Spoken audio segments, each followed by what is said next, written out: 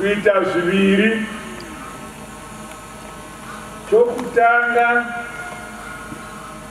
tazvipira sehurumende senyika kuti zvipire tese kuti patinogara, patinoshandira, patinofamba, patinotambira pave pakachena. Kwete kuchena kwezuva iroro rega, asi kuti kubva musi wa1 January kusvika musi wa31 December pangoramba pakangochena.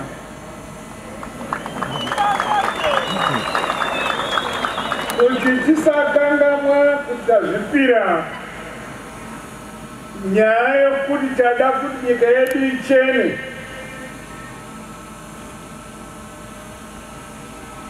isu sehurumende yenyu tasarudza kuti pagore nepagore musi wa5 December tichaungana tichiita zviviri. Chokutanga techisima miti nyika yose sanhasi. Chechipiri techisheudzana kumatima nenyika yedu, kutsvaira nyika yedu. Asi zvisingagumi nezuva iroro, asi mazuva ose usati wavata wotarira kuti paunonovata pakachena, wamuka wapinda kubasa kumba kwawasiya kwakachena. Zvanzi namai mfura vana mai ndo vanongoita izvozvo. Nesuwo vana baba ngationewo kuti tachena, tisati zvanzi ndezvana mai kuti ndezvavo, hakwete, ndezvedu tose. Kwatinonoshanda ngakuve kwakachena. Naizvozvo tichazosvika panguva yokuverenga chidzidzo chatiri kuzvipa senyika, sehurumende, savagari vomuZimbabwe, kuti zuva rechishanu resvondo rokutanga romwedzi umwe neumwe iri 12 tichazvipa maawa maviri 8 to 10 nyika yose ichitsvaira kubva kuvadiki angosvitsa 10 years ngatsvairi, tokukwira kusvika ku65. Nesuwo tadarika 65 tofanirwa kutsvaira kuziva kuti takutadza kufamba. Chaita izvozvo womu kune vamwe vanoramba kugara pakachena asi ngavaiti vashomani. Vanhu vazhinji ndofunga tinodavira kuti kuchena kwakanaka.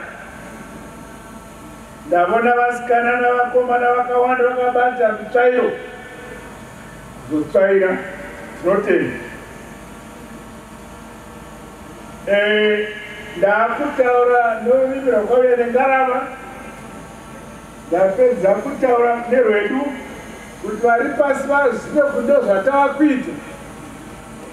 naJehovha watanamata autaona semazonamata zviya nechiyungu. Mwari afunga kuti muri kuScotland. Aiwa, ndonamata nechokwedu vazive kuti kuZimbabwe kwakubva munamata. Ndapedza kutaura mashoko ndapinda muchirungu kuti tese tiri pano hama neshamwari titevedze. I'm privileged to officiate at this momentous and historic occasion as we launch the National Cleanup Campaign, which seeks to galvanize us as a society to protect and preserve the environment and its endowments. The campaign, running under the theme zero tolerance to litter, my environment, my pride. Is timely as it is happening against the backdrop of ongoing socio-economic reforms. It is further in line with our thrust to reorient our nation towards building the Second Republic and becoming an upper middle income economy by 2030. The essays tinozvikwanisa takabatana tichiwirirana tichidanana tinorugare.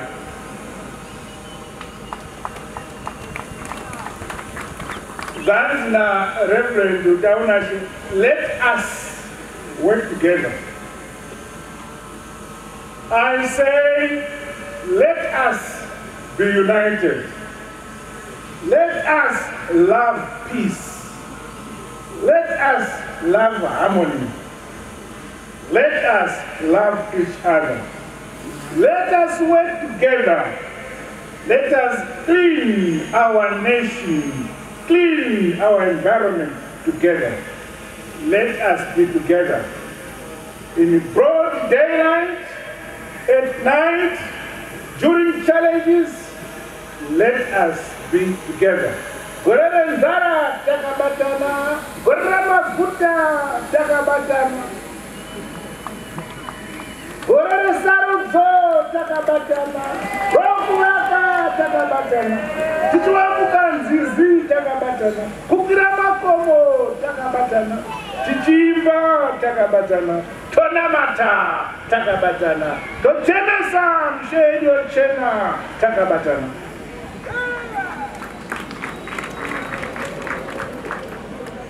The campaign theme resonates with that of the United Nations Environment 2018, beating plastic pollution, and is also in tandem with a wide array of multilateral environmental protocols and agreements that our country has ratified.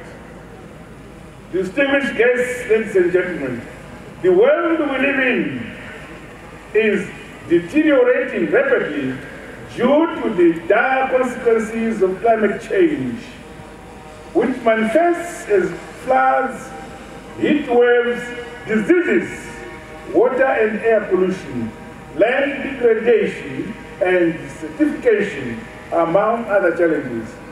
These developments require us to take bold and decisive action with regards to the management of our environment, of ensuring a clean environment where we live in. We need to keep our villages, our towns, our cities clean and hygienic, both for this generation and generations to come. We must therefore be reoriented to practice good environmental and waste management through increased advocacy, education, training, and awareness. Ndasara nchitenderera patashika pana exhibition aitwa nevakomana nevasikana. Zvatakakura tichirasha isu vadhara. Nemwivo mungati mamusingazvirashi. Nemo muri kungorasha zvakawanda. Tavona apa zvinounganidzwa. Zoita recycle, zogadzika. Zoita ma-products atiri kutenga kunze kwenyika. Tichita import the hard currency. Zvinobva mumarara tinorasa.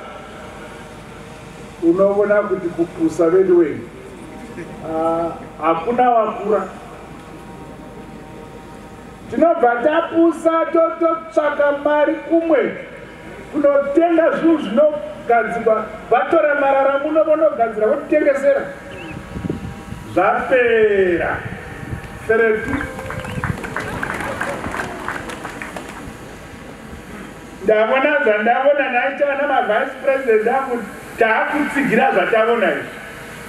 Vechidiki, voita mabhuku nanamai, tichivatsigira maprojects andavona panapa kuti tivumbe zvatokwanisa kumba maprojects akawanda tokwanisa kuumba nemara ratinongorasa.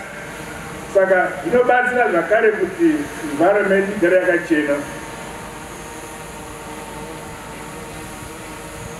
Furthermore, it is important to be alive to the need for the sound management of chemical waste, solid waste as well as electronic and plastic waste for protection of human health, flora and fauna. I thus call for greater use of new technologies and applications in the management of all forms of waste and pollution.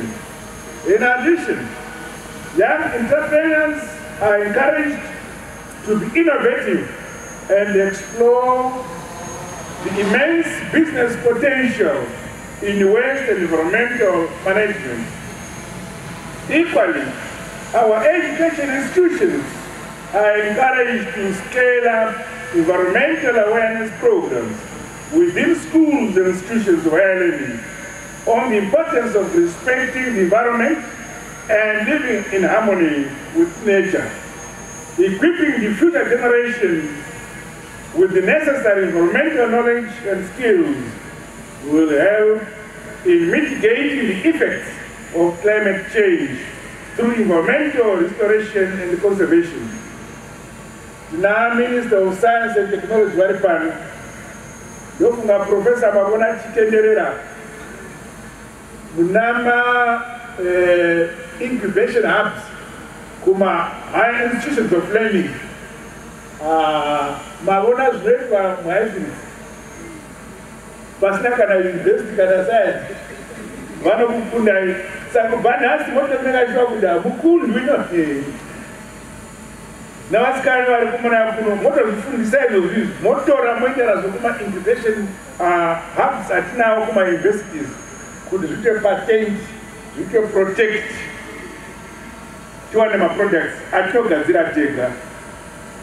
Ladies and gentlemen, on average, urban centers in Zimbabwe generate about 1.65 million tons of waste per year. The bulk of this waste ends up in open illegal dump sites, urban streams and wetlands, often resulting in blocked drainage systems, contaminated surface and underground water, as well as causing major health hazards to our people. It is therefore imperative that we make concerted efforts, both the private and public sectors, in achieving sustainable waste management in our country. A clean environment contributes towards a strong health nation with a high quality of life. My administration is committed to uphold and further environmental rights through enactment and the passing of laws which enforces responsible waste management behavior at individuals, household, and company level. It is mandatory in terms of the Environmental Management Act that every local authority develops a local environment action plan.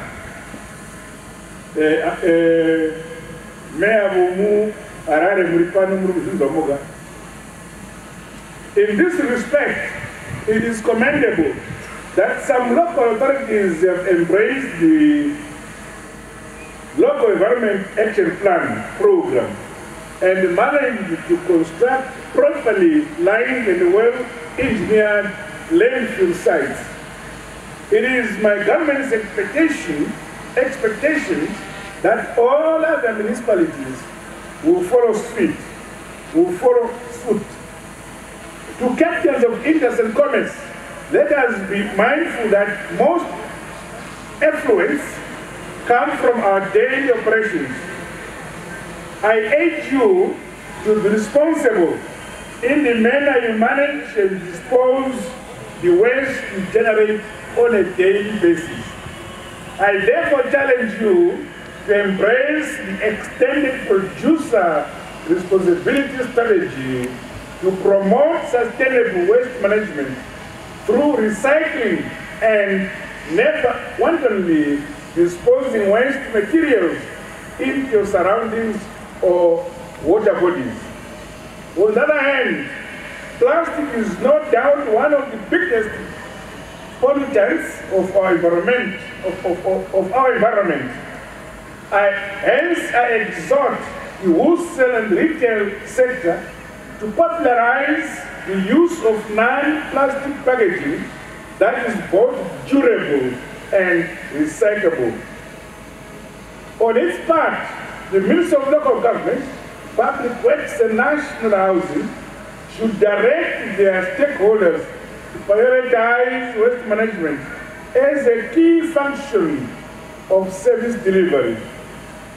Local authorities must ensure refuse is routinely collected from both residential and commercial properties.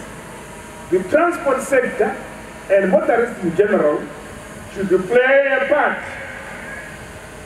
in facilitating the proper disposal of refuse without having to resort to throwing rubbish onto our roadsides.